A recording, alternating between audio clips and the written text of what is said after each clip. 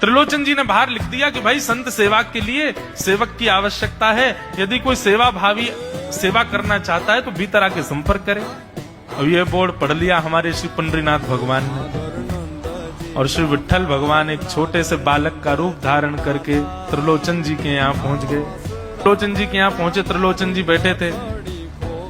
बोले साहब जी, आपने बाहर लिख रखा है संत सेवा के लिए यदि कोई इच्छुक हो तो भीतर आके संपर्क करे, मुझे सेवा करनी है।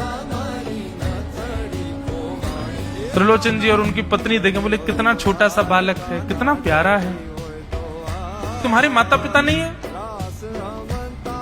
बोले होंगे तो पता नहीं, मुझे तो पता नहीं, मैंने कभी देखा नहीं अपने माता पिता को, मैं अकेला ही हूं, ना मेरे कोई भाई है, ना कोई मेरे मित्र है, ना मेरे कोई बंधु है, ना मेरे माता पिता, मैं अकेला ही हूं। त्रिलोचन जी की पत्नी को तो इतनी दया सी आ गई, अरे राम राम, बेचारा अकेला बालक। अच्छा चलो ठीक है, तुम यहां सेवा कर लेना, लेकिन कुछ नियम है उनको सुन लो। सबसे पहले तो अपना नाम बताओ, तुम्हारा नाम क्या है? विट्ठल भगवान ही थे, वो तो छोटे से बालक के रूप में गए थे। बोले मेरा नाम है अंतर्यामी। त्रिलोचन जी बोले नाम सुनकर के तो ऐसा लगता है जैसे सच में अंतर्यामी है क्या। अच्छा बेटा अंतर्यामी, सेवा करोगे? बोले ये सेवा करना तो मेरा जन्म जन्मांतर का काम है, मैं यही तो करता हूं।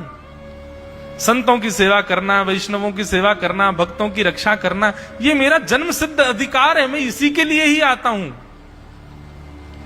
त्रिलोचन जी और उनकी पत्नी एक दूसरे का मुख देख करके बोले, नेक सा बालक है लेकिन बोलता कैसे? ठाकुर जी तो सत्य ही बोल रहे थे।